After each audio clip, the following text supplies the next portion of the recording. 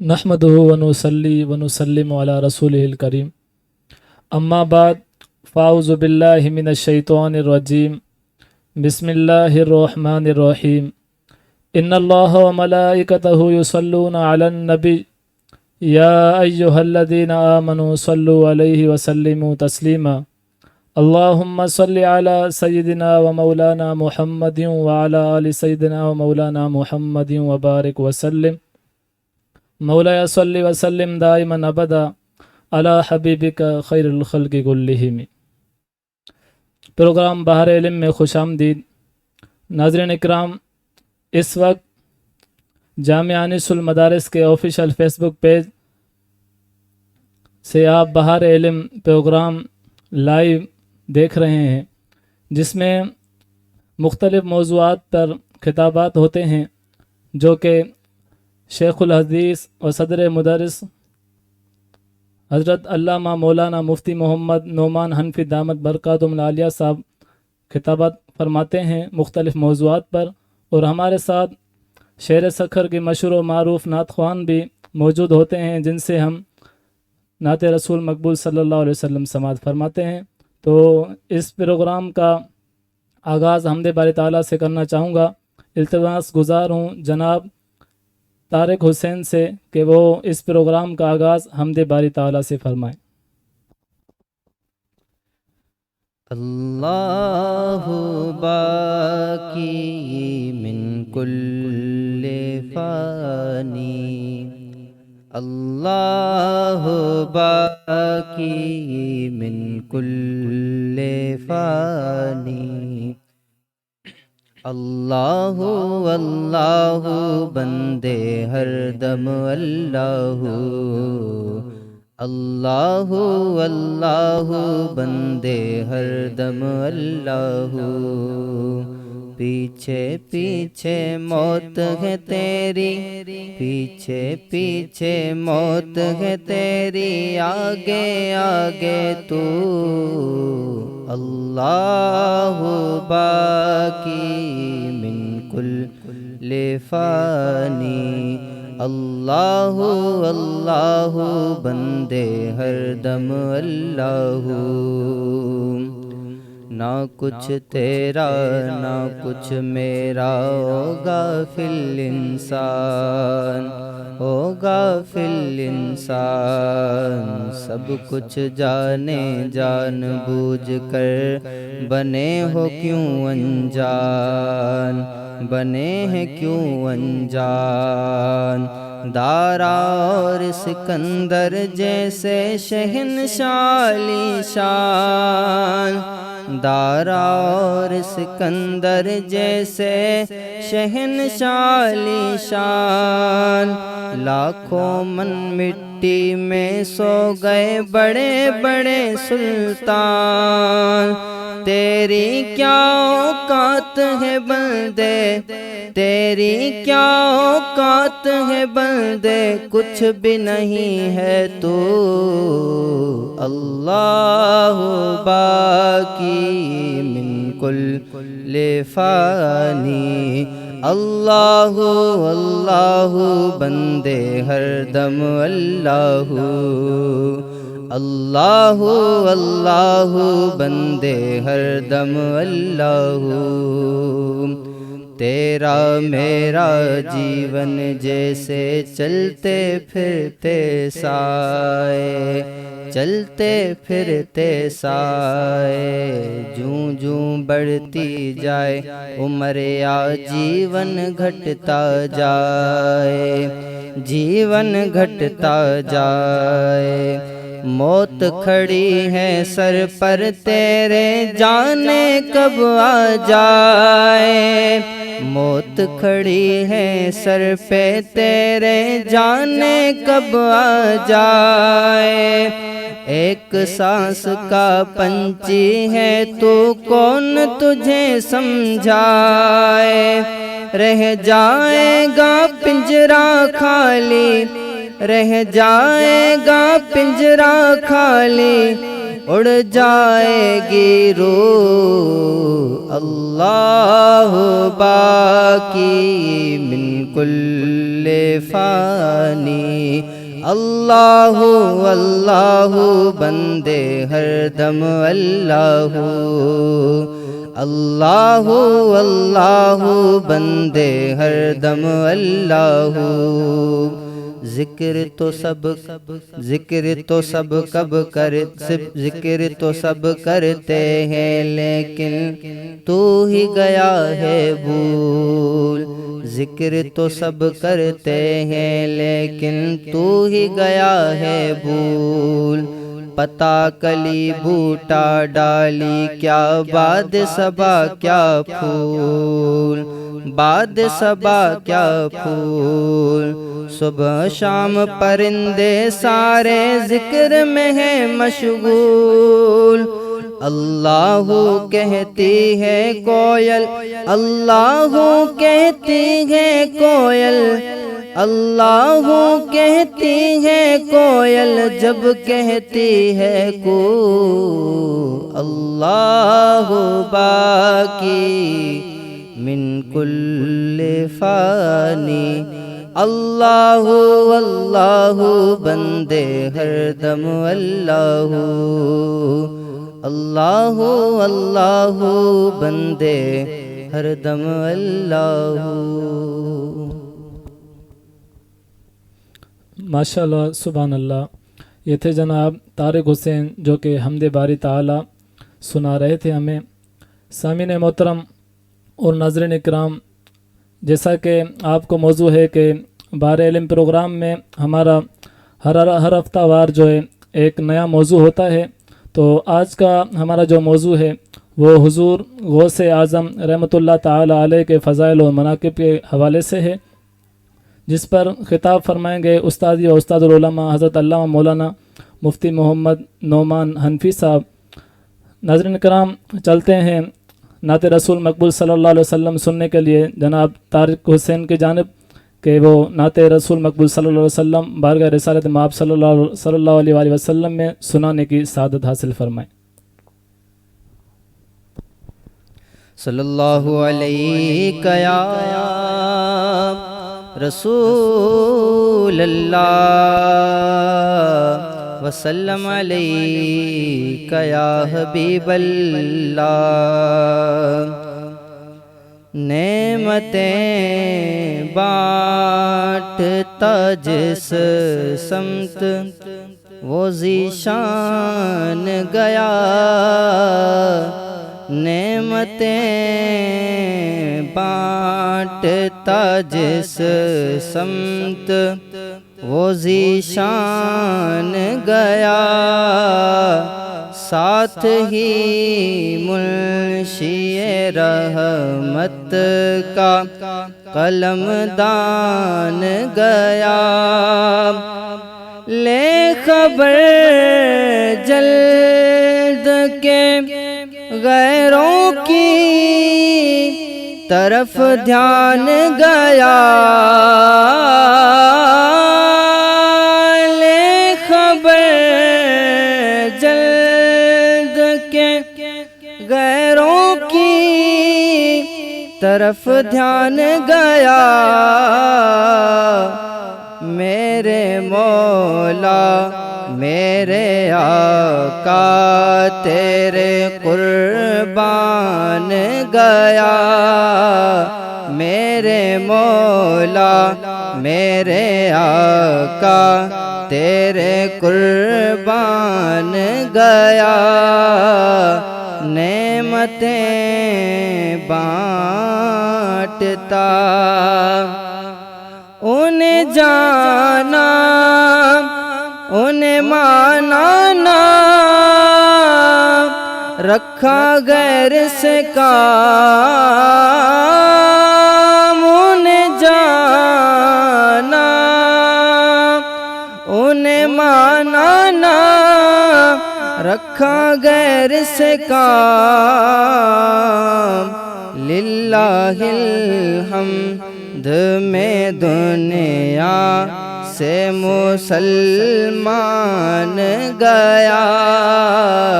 للہ الحمد میں دنیا سے مسلمان گیا، ساتھ ہی منشی رحمت کا قلم دان گیا، نعمتیں بانٹتا، جان و دل ہوش و خرد سب تو مدینے پہنچے، جان و دل ہوش و خرد سب تو مدینے پہنچے، تم نہیں چلتے رضا سارا تو سامان گیا، تم نہیں چلتے رضا سارا تو سامان گیا، نعمتیں بانٹتا۔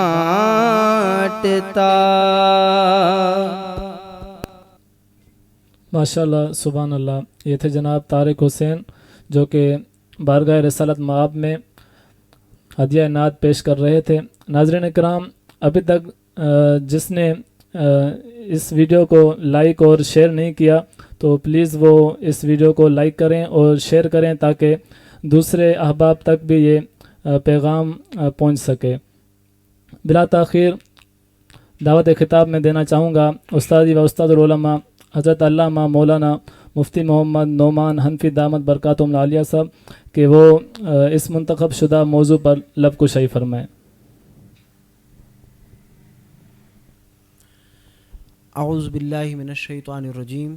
بسم اللہ الرحمن الرحیم،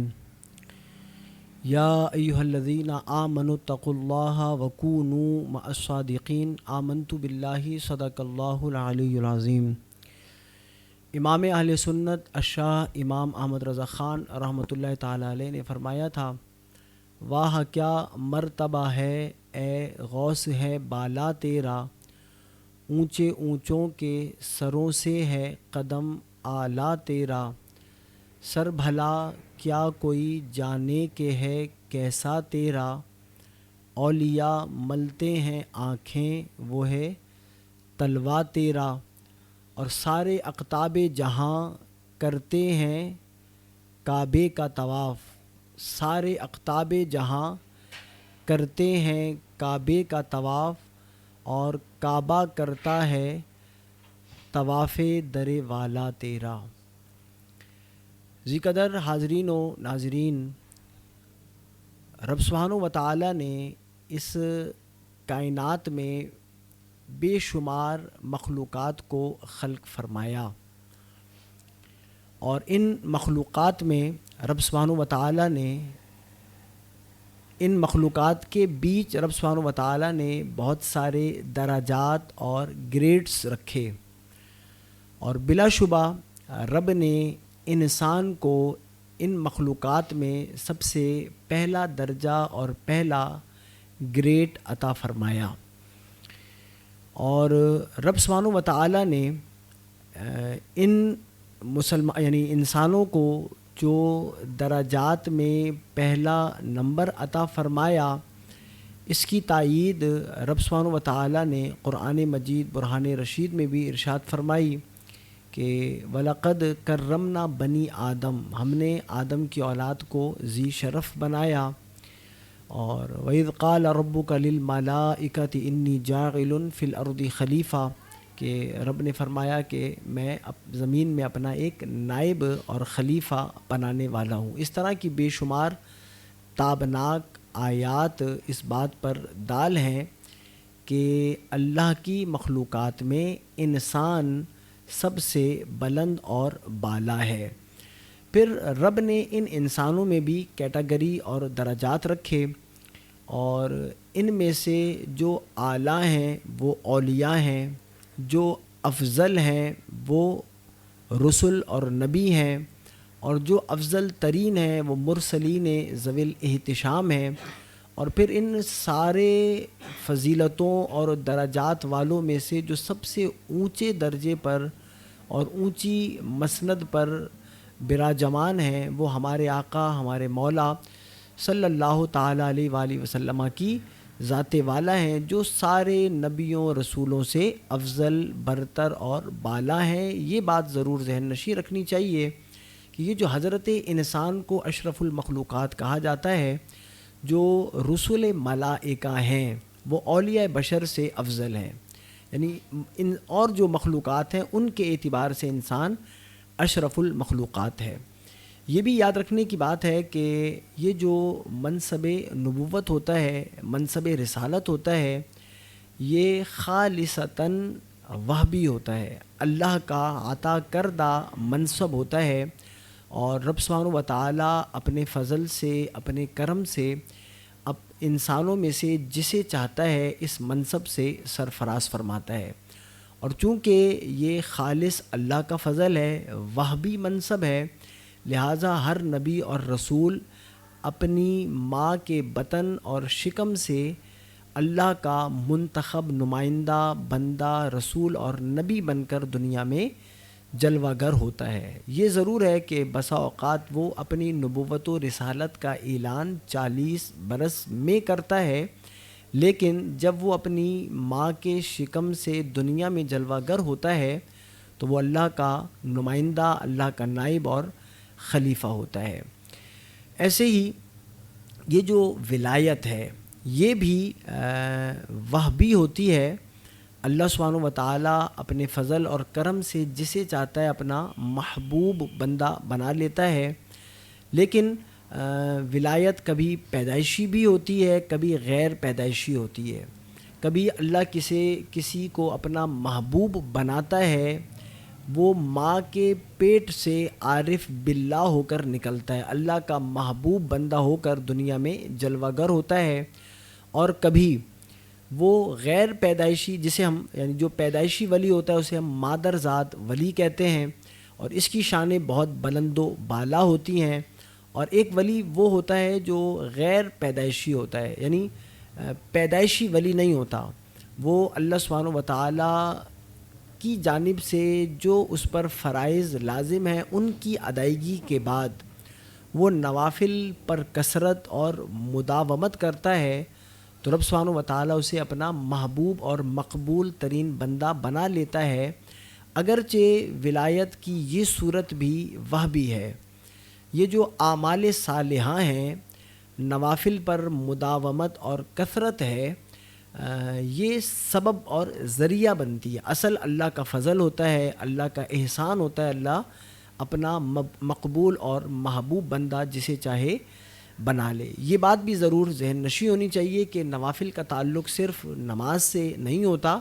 جتنی عبادات ہیں جو شریعت اسلامیہ نے مسلمان پر فرض، واجب، سنت یا کسی نہ کسی صورت میں رکھی ہیں،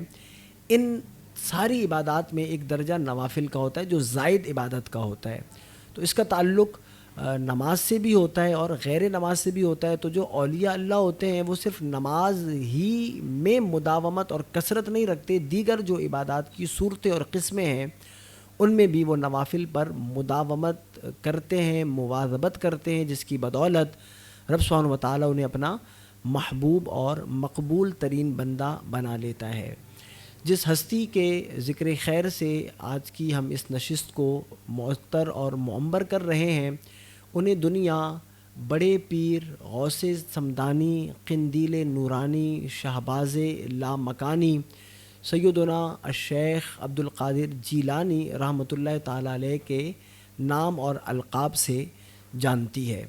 سیدی غوث اعظم رضی اللہ تعالیٰ عنہ مادر ذات ولی، آپ پیدائشی ولی،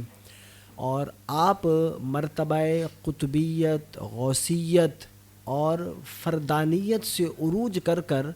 مقام محبوبیت پر فائز تھے، اور یہ آپ ہی کا کمال و مرتبہ تھا کہ آپ نے فرمایا تھا کہ قدمی ہذہ علی رقبت کل ولی اللہ، کہ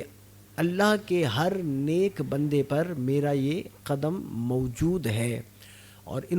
سیدی غوث اعظم رضی اللہ تعالیٰ عنہ نے اپنے قصیدہ غوثیہ میں بھی فرمایا تھا وَكُلُّ وَلِيٍّ لَهُ قَدَمٌ وَأَنَا عَلَىٰ قَدَمِ النَّبِيِّ بَدْرِ الْكَمَالِ،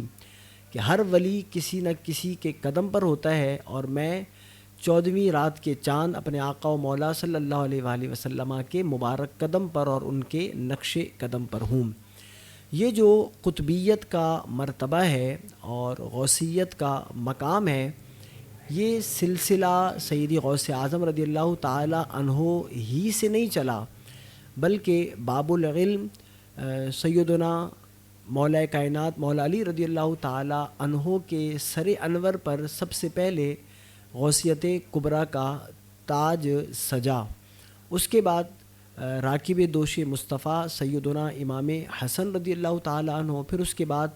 سید الشہداء سیدنا امام حسین رضی اللہ تعالی عنہ کے سر کی زینت بنا، اور آپ کے بعد امام زین العابدین کے سر انور پر یہ تاج سجا،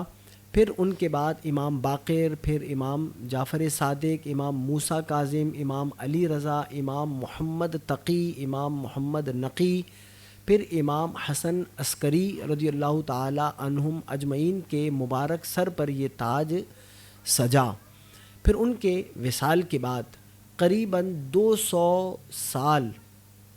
یہ مرتبہ اور یہ منصب موقوف رہا،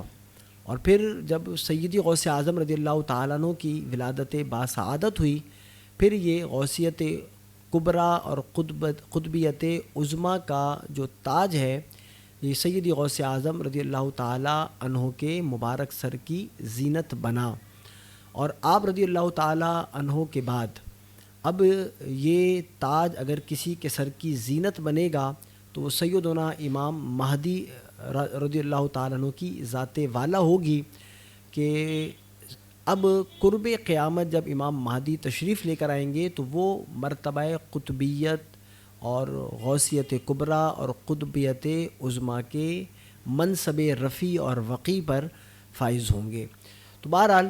یہ کہنا کہ یہ جو غوثیت ہے، قطبیت ہے، اس کا جو سلسلہ ہے یہ سیدی غوث اعظم سے ہی چلا، اس سے قبل اس کا وجود نہ تھا،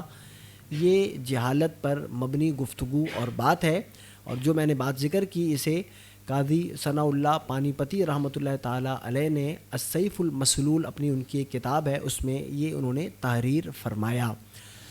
تو بہرکیف سیدی غوث اعظم رضی اللہ تعالیٰ عنہ گروہ اولیاء میں، جماعت اولیاء میں اس بلند و بالا مرتبہ پر فائز اور متمکن ہے کہ اس بلند و بالا مرتبہ پر کسی اور ولی کی رسائی نہیں۔ جیسے ہمارے آقا ہمارے مولا صلی اللہ علیہ وآلہ وسلم اللہ کے محبوب ترین اور مقبول ترین بندے، ایسے ہی سیدی غوث اعظم رضی اللہ تعالیٰ عنہ کے بارے میں علماء نے لکھا کہ سیدی غوث اعظم اللہ کی آیتوں میں سے ایک آیت اور حضور کے معجزات میں سے ایک معجزہ ہیں۔ جیسے ہمارے آقا صلی اللہ، بہت ساری مناسبت اور مماثلت سیدی غوث اعظم میں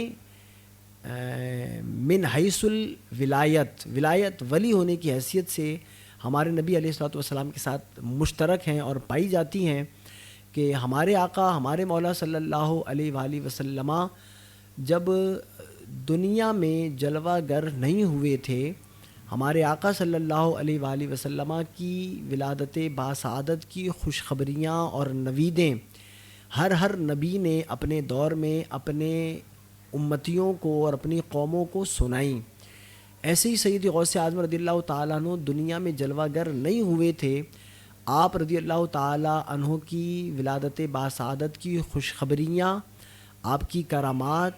آپ کے منصب رفیع کا تذکرہ آپ سے قبل اولیاء نے اپنے سالکین کو اور اپنے معتقدین کو بتلایا کہ ایک اللہ کا محبوب و مقبول بندہ دنیا میں جلوہ گر ہوگا، جس کی یہ شان ہوگی کہ وہ یہی جملے فرمائے گا قدمی ہذہ علی رقبت کل ولی اللہ۔ تو ہر ولی نے آپ سے جو پہلے آئے انہوں نے اپنے زمانہ میں اپنے لوگوں میں سید غوث اعظم رضی اللہ تعالی عنہ کا حسین تذکرہ کیا، جیسے ہمارے آقا کا بے مثال تذکرہ نبیوں نے اپنے زمانہ میں اپنی کتابوں میں اور اپنی قوموں اور امتیوں کے سامنے کیا۔ ایسے ہی ہمارے آقا صلی اللہ علیہ وآلہ وسلم سراپا معجزہ بن کر دنیا میں جلوہ گر ہوئے۔ سر سے لے کر پاؤں تک ہمارے آقا صلی اللہ علیہ وآلہ وسلم کا جو بے مثال جسم تھا وہ سراپا معجزہ۔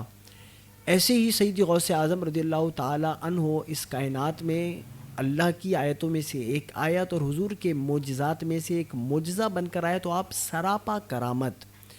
جیسے ہمارے نبی صلی اللہ علیہ وآلہ وسلم کی خوبی یہ کہ آپ نے فرمایا کہ انما بعثت لاتمم مکارم الاخلاق، کہ رب سبحانہ و تعالیٰ نے مجھے دنیا میں اچھے اخلاق کی تکمیل اور تتمیم کے لیے مبعوث کیا۔ تو چونکہ سیدی غوث اعظم رضی اللہ تعالیٰ عنہ حضور کے نقش قدم پر اور حضور کے مبارک قدم پر ہیں،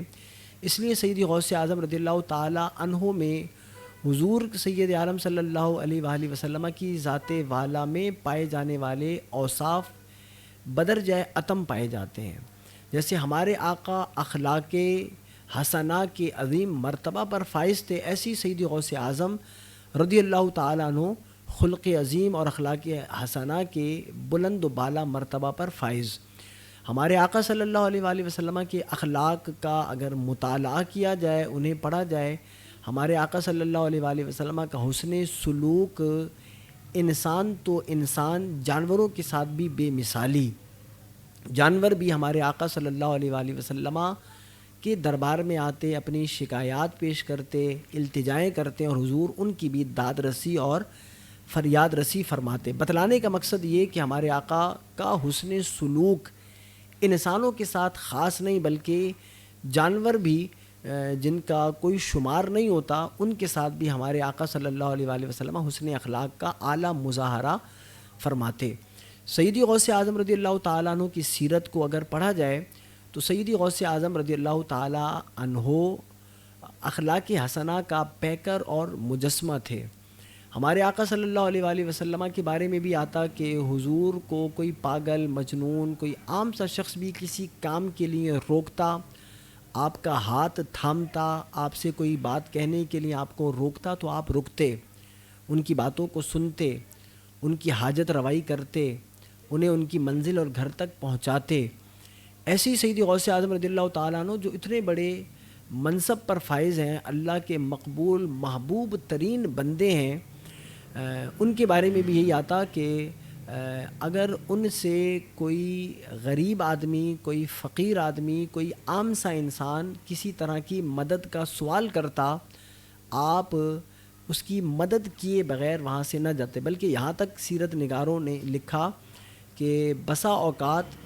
آپ سے آپ کے علاقہ کے بچے روک کر آپ سے اشیاء اور چیزیں منگواتے، اور آپ اپنی ماتھے پر شکن لائے بغیر ان چھوٹے بچوں کی اور ننھے منھے بچوں کی باتوں اور ان کے حکم کو پورا کرنے میں لگ جاتے۔ یہ آپ کا حسن سلوک۔ ایسے ہی ہمارے آقا صلی اللہ علیہ وآلہ وسلم نے اپنی بعثت کے مقاصد میں سے ایک مقصد بیان فرمایا کہ رب سبحانہ و تعالیٰ نے مجھے معلم بنا کر بھیجا، انما بعثت معلما۔ سیدی غوث اعظم رضی اللہ تعالیٰ عنہ چونکہ حضور کے مبارک قدم پر، تو سیدی غوث اعظم رضی اللہ تعالیٰ عنہ نے اس وصف کو بہترین اور احسن انداز میں نبھایا، اور باوجود اس کے کہ آپ مادرزاد ولی، آپ نے نہ صرف علم سیکھا، علم سکھایا، پڑھا، پڑھایا، اور آپ علم کی اس اونچی مسند پر متمکن تھے کہ آپ کے وقت کے علماء نے لکھا کہ آپ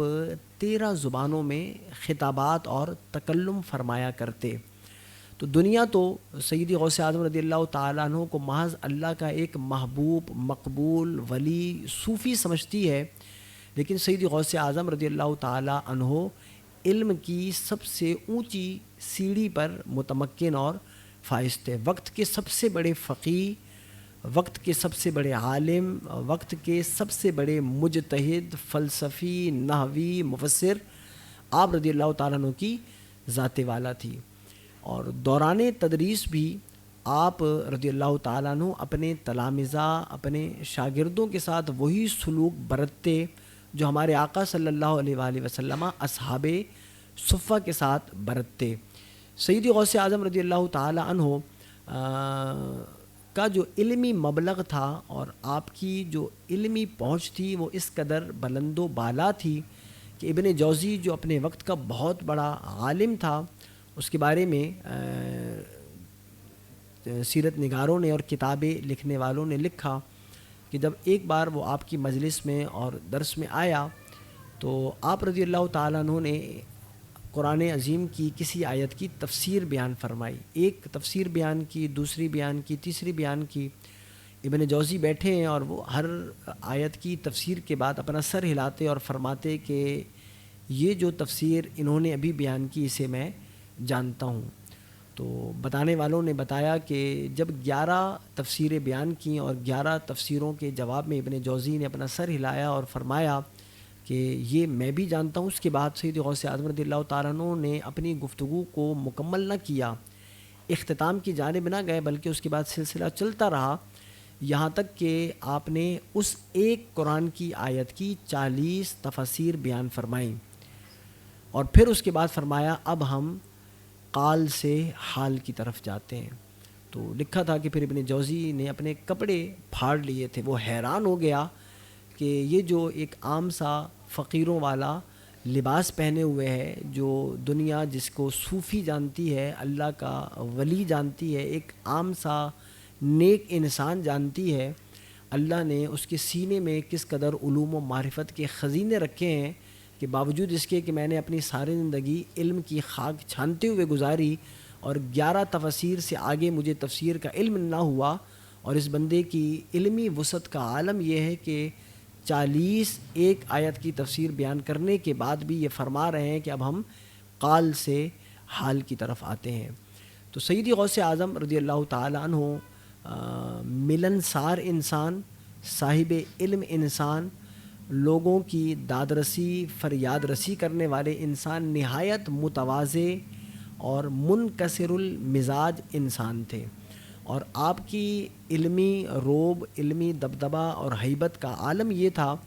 کہ آپ کے حلقہ درس میں بیٹھنے والے صرف علم دین پڑھنے والے نہ ہوتے، خاص علم سے تعلق رکھنے والے تلامذہ نہ ہوتے، آپ کے حلقہ درس میں تشریف لانے والے مفسرین بھی ہوتے، اپنے وقت کے چوٹی کے علماء بھی ہوتے، خواہ وہ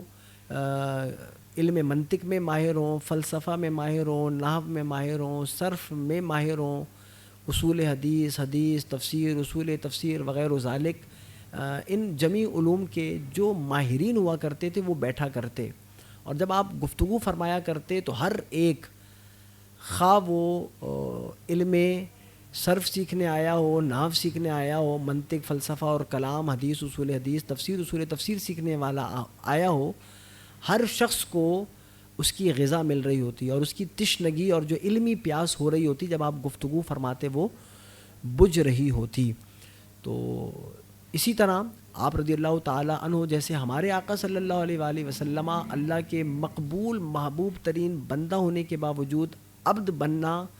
پسند فرماتے اور عبادت اس قدر کثرت سے فرماتے کہ آپ کے مبارک پیروں پر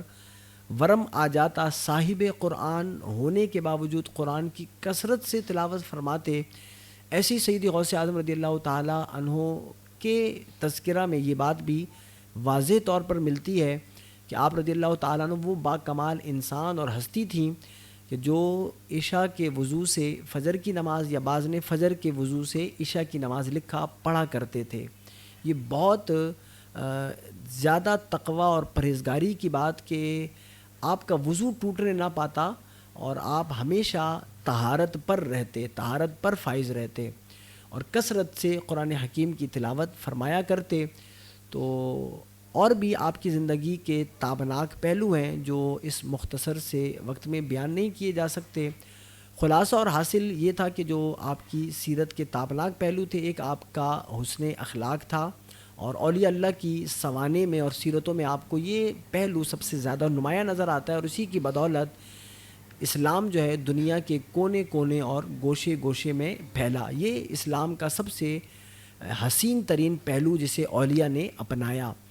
ایسے ہی آپ کی جو حاجت روائی تھی اور انسانوں کے ساتھ اور غریبوں کے ساتھ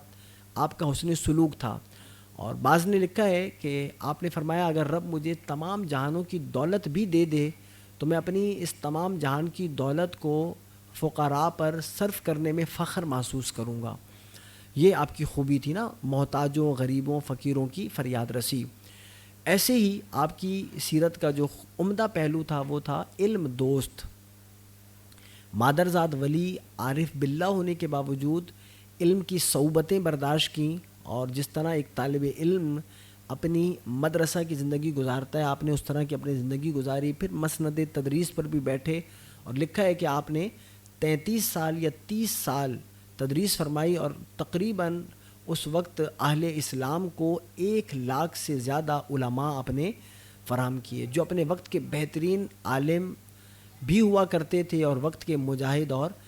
غازی بھی ہوا کرتے تھے. بہرکیف موجودہ دور کے پیران عظام اور جو اولیاء اللہ کہلاتے ہیں ان کے لیے سید غوث اعظم رضی اللہ تعالیٰ عنہ کی سیرت سے یہ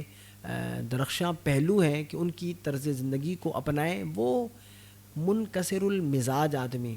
ان سے ملنے کے لیے وقت نہیں لینا پڑتا تھا، اور وہ ہر ایک سے یہ لکھی آپ کی خوبی کہ آپ سے جو شخص ملتا وہ یہ سمجھتا کہ جتنی محبت سید غوث اعظم مجھ سے فرما رہے ہیں کسی اور سے نہیں فرما رہے. ہر بندہ اپنی دانش میں یہی گمان کرتا کہ جو آپ کی ملنساری میرے ساتھ ہے، جو مروت اور اخلاق میرے ساتھ ہے، شاید کسی اور کے ساتھ نہیں. ہر بندہ یہی سمجھتا. تو اللہ کے محبوب بندوں کی شان یہی ہوتی ہے کہ ان سے ملنے والا ان پر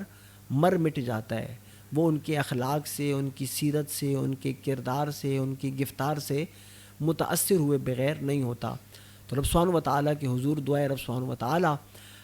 ہمیں بھی ایسے اولیاء کاملین کی صحبت سے سرفراز فرمائے، اور ایسے سچے اولیاء کے فیوز و برکات سے ہم سب کو مالا مال فرمائے. وآخر دعوانا ان الحمد للہ رب العالمین. جی تو ناظرین اکرام، آپ نے استاد محترم کی گفتگو سماعت فرمائی کہ استاد محترم نے حضور غوث اعظم رحمۃ اللہ تعالی علیہ کے سیرت کے حوالے سے جو گفتگو فرمائی بڑی اہم گفتگو تھی. امید ہے کہ آپ کو بہت ہی اس کا فائدہ ہوا ہوگا. تو سوالات کے سلسلے کی جانب چلتے ہیں. تو بہرحال ابھی نعت رسول مقبول صلی اللہ علیہ وآلہ وسلم کے لیے ہم چلتے ہیں جناب جان محمد کی جانب کہ وہ نعت رسول مقبول صلی اللہ علیہ وآلہ وسلم سنا کر سامعین کے قلوب و ذہن کو منور فرمائیں.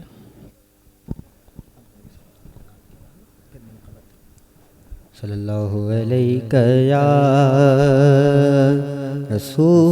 رسول اللہ وسلم علیہ یا حبیب اللہ.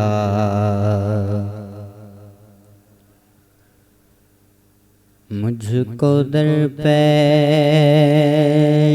ہے پھر مبارک سفر، قافلہ پھر مدینے کا تیار ہے. نیکیوں کا نہیں کوئی توشہ فقط، نیکیوں کا نہیں کوئی توشہ فقط، میری جھولی میں اشکوں کا ایک ہار ہے. کوئی سجدوں کی سوگات ہے نہ کوئی زہد و تقویٰ میرے پاس سرکار ہے، کوئی سجدہ کی سوغات ہے نہ کوئی زہد و تقوی، میرے پاس سرکار ہے۔ چل پڑا ہوں مدینے کی جانب مگر، چل پڑا ہوں مدینے کی جانب مگر، میرے سر پر گناہوں کا انبار ہے، مجھ کو درپیش ہے پھر مبارک سفر، قافلہ پھر مدینے کا تیار ہے۔ تیرا ثانی کہاں شاہ کون و مکان، مجھ سانسی بے امت میں ہوگا کہاں، تیرا ثانی کہاں شاہ کون و مکان، مجھ سانسی بے امت میں ہوگا کہاں، تیرے عفو و کرم کا شہد و جہاں، تیرے عفو و کرم کا شہد و جہاں، کیا کوئی مجھ سے بڑھ کر بھی حقدار ہے، تیرے عفو و کرم کا شہد و جہاں، کیا کوئی مجھ سے بڑھ کر بھی حقدار ہے۔ اور ٹھوکریں در بدر کب تلک کھاؤں میں، پھر مدینے مقدر سے جب آؤں میں، ٹھوکریں در بدر کب تلک کھاؤں میں، پھر مدینے مقدر سے جب آؤں میں، تیرے قدموں میں سرکار مر جاؤں میں، تیرے قدموں میں سرکار مر جاؤں میں، یا نبی یہ تمنا عطار ہے، تیرے قدموں میں سرکار مر جاؤں میں، یا نبی یہ تمنا عطار ہے، مجھ کو درپیش ہے پھر مبارک سفر، قافلہ پھر مدینے کا تیار ہے۔ ماشاءاللہ، سبحان اللہ۔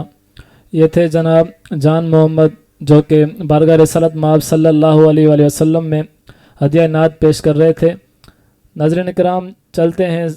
سلسلہ سوالات کی جانب جو کہ آپ حضرات کی جانب سے یہ ہم تک پہنچتے ہیں اور استاد محترم ان کے جوابات دیتے ہیں۔ تو پہلا سوال استاد محترم سے میرا یہ ہے کہ کیا حضور غوث اعظم نے حضرت عزرائیل علیہ السلام سے روحوں کا تھیلا چھین کر روحوں کو آزاد کر دیا تھا؟ بسم اللہ الرحمن الرحیم. امام اہل سنت الشاہ امام احمد رضا خان رحمۃ اللہ تعالیٰ علیہ نے لکھا کہ یہ جو خطباء اور واعظین بیان کرتے ہیں کہ سیدی غوث اعظم رضی اللہ تعالیٰ عنہ نے جناب اسرائیل علیہ السلام سے روحوں کا ایک تھیلا اور زنبیل تھی وہ چھین لی اور روحوں کو آزاد کر دیا. آپ نے فرمایا کہ یہ ابلیس کی گھڑی ہوئی روایت ہے. اور ابھی ہم نے آپ سے ذکر بھی کیا تھا کہ یہ جو فرشتے ہیں اور ان میں جو رسول ملائکہ ہیں، جناب اسرائیل علیہ السلام رسول ملائکہ سے ہیں، یہ اولیاء بشر سے افضل ہیں. ان کے لیے ایسے کہنا تو اولیاء بشر سے افضل ہیں تو سیدی غوث اعظم رضی اللہ تعالیٰ عنہ سے افضل ہیں. تو جناب اسرائیل کے لیے یہ کہنا کہ ان سے سیدی غوث اعظم نے چھین لی اور روحوں کو قید سے آزاد کر دیا، یہ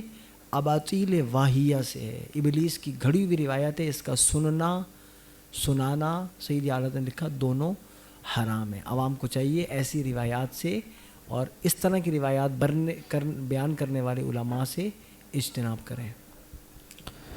دوسرا سوال استاد محترم سے کہ ظہر و عصر کی آخری 2 رکعتوں میں سورہ فاتحہ کے ساتھ سورت بھی ملا لی تو کیا سجدہ سہو ہوگا؟ بسم اللہ الرحمن الرحیم. ظہر کی نماز ہو یا عصر کی نماز ہو یا عشاء کی نماز ہو تو جو 4 رکعت والی نماز ہوتی ہے اس میں پہلی 2 رکعتوں میں سورہ فاتحہ بھی پڑھی جاتی ہے اور اس کے ساتھ سورت بھی ملائی جاتی ہے، اور جو آخری 2 رکعتیں ہیں ان میں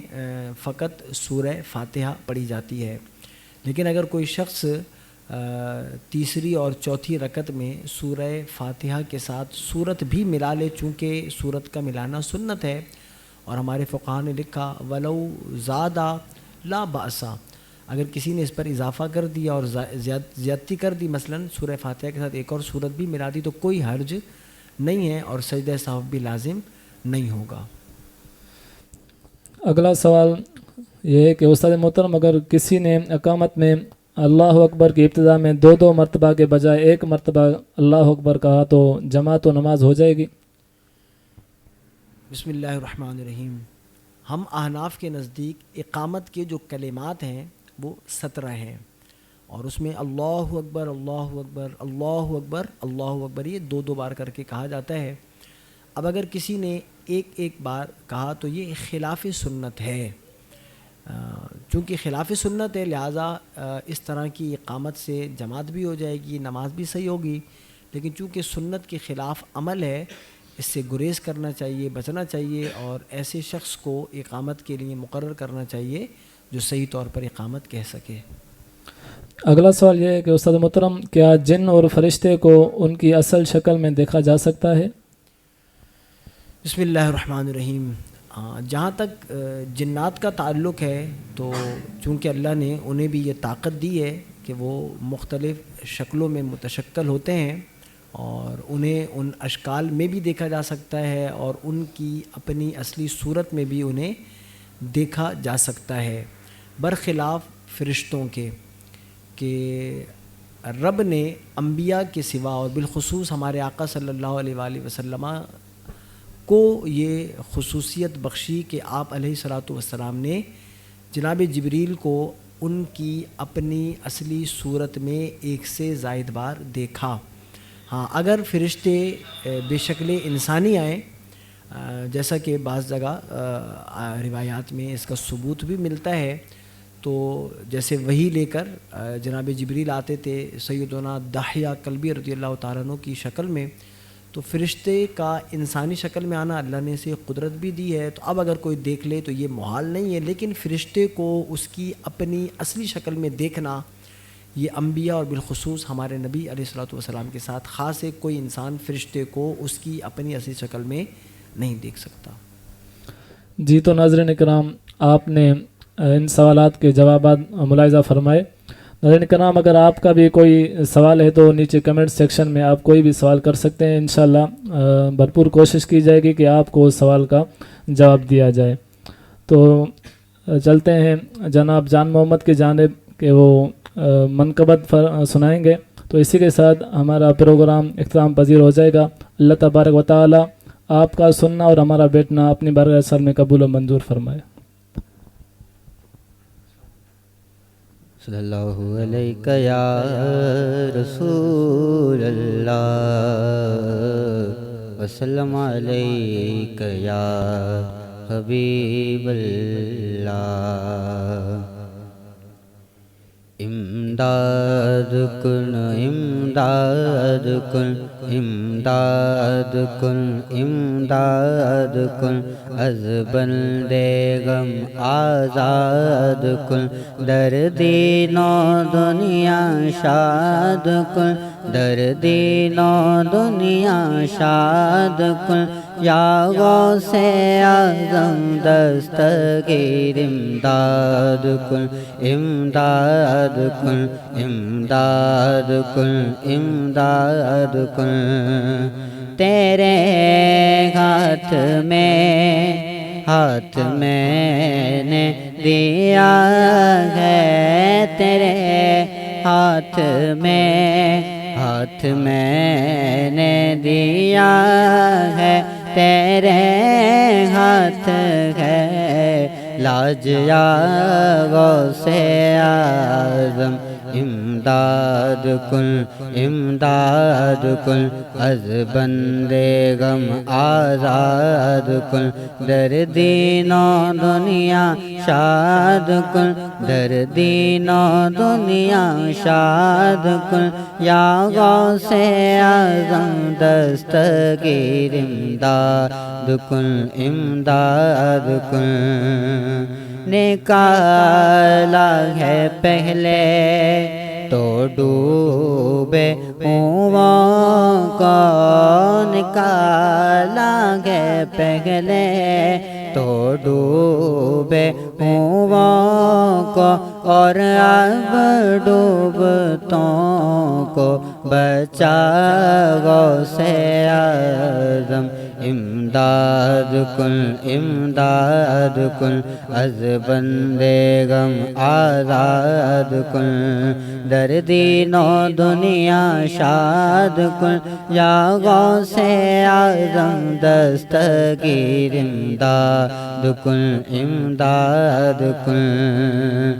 کہے کس سے جا کر حسن اپنے دل کی، کہے کس سے جا کر حسن اپنے دل کی، سنے کون تیرے سوا غوث اعظم امداد کن امداد کن، از بندے غم آزاد کن، در دین و دنیا شاد کن، در دین و دنیا شاد کن، یا غوث اعظم دستگیر امداد کن امداد کن۔